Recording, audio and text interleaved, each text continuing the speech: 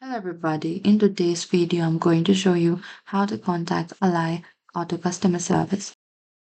First, what you need to do is open any of the web browser.